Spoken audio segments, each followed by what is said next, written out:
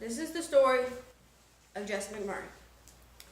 When I was 14 years old, I would wake up with skull-splitting headaches, and after I would wake up, I would throw up.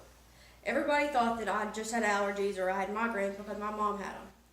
After multiple tests done by my primary care doctor, she sent me for a CT scan on June 20th of 2010. When leaving and on the way home, me and my mom joked about how I actually had a brain because we saw one on the screen.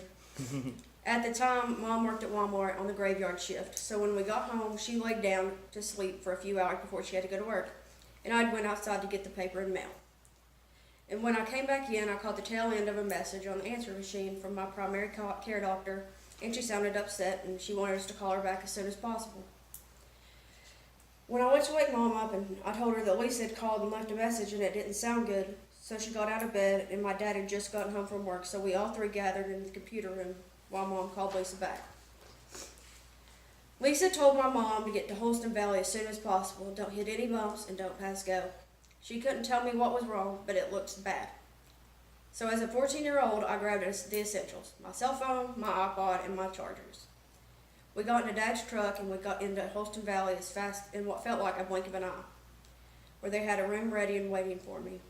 We sat and waited 3 hours for the pediatric doctor that was on call that night to come and diagnose me. And once he finally got there, he walked in the room and said, "You have a tumor. It's cancer, and you're going to Knoxville." Then he turned around and left the room. Within 15 minutes, I was on a stretcher and in an ambulance going to Knoxville. We got there in about an hour, around 11 o'clock that night. I hadn't been allowed to eat or drink because the doctors at home anticipated I would go straight into surgery as soon as I got to Knoxville.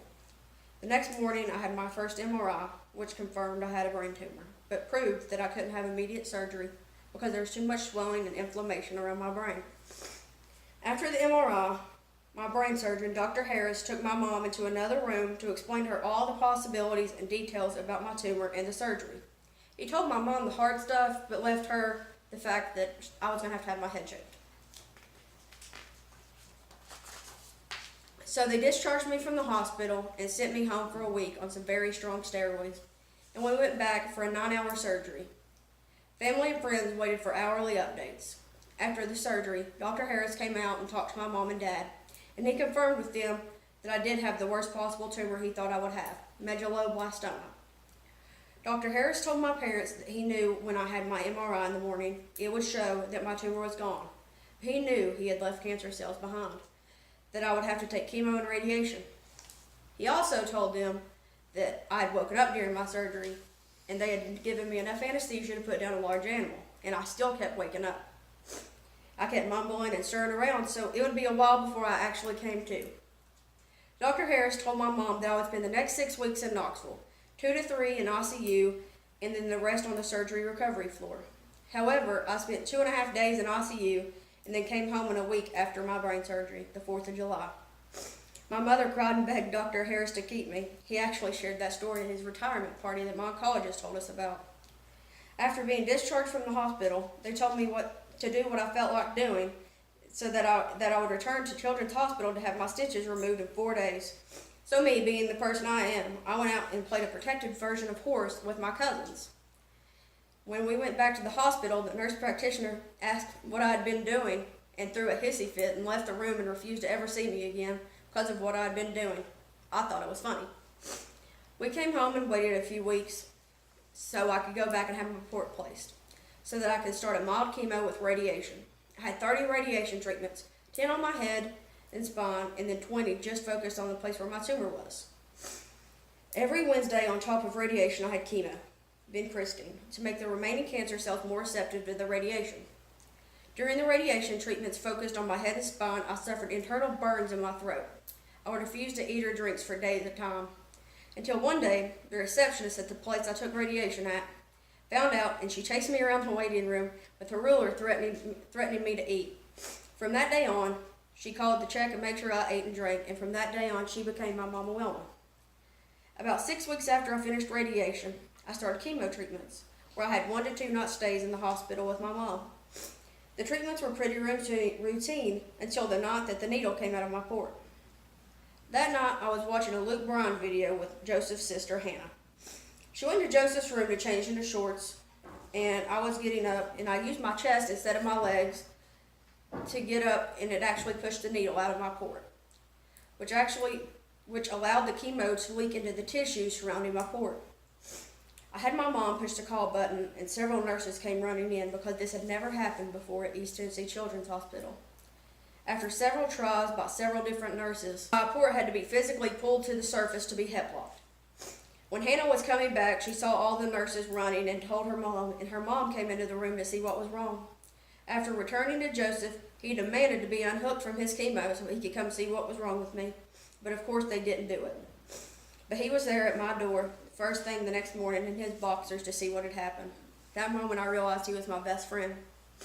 The next week I had to go back to get a blood transfusion, and I wore a shirt that said, "Go ahead, poke my port," thinking it would be funny.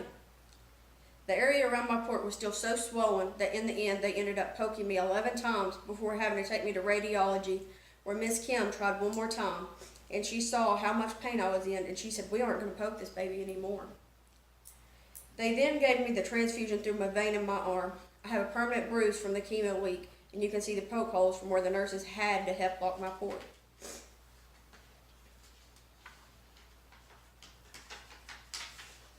After continuing the chemo as scheduled, I got shingles, and it got so close to my eye, I had to be admitted to the hospital.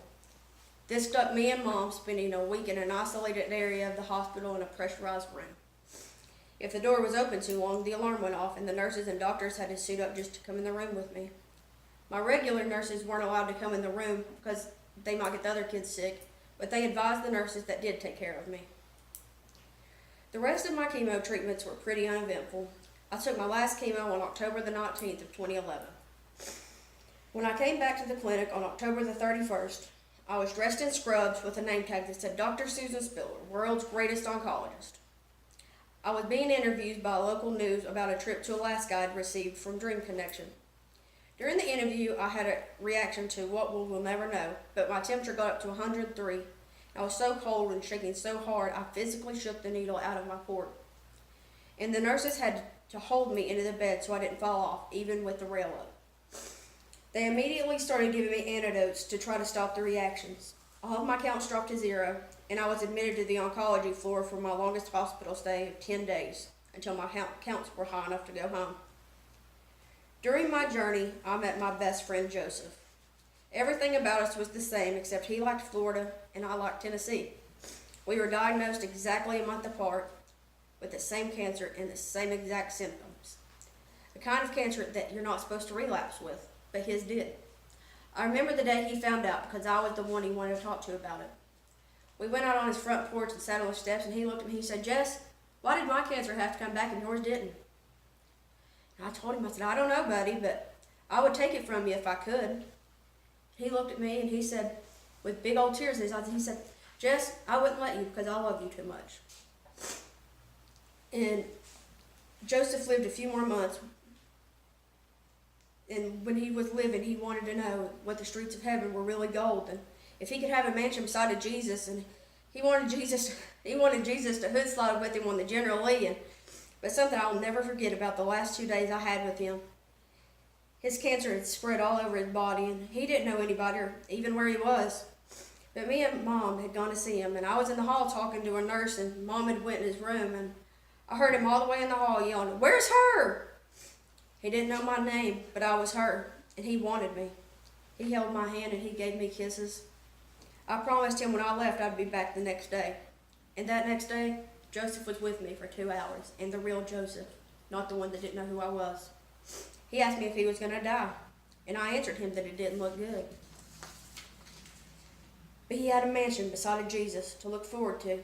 He gave me a big old kiss and said he'd be waiting for me. Joseph died 2 days later.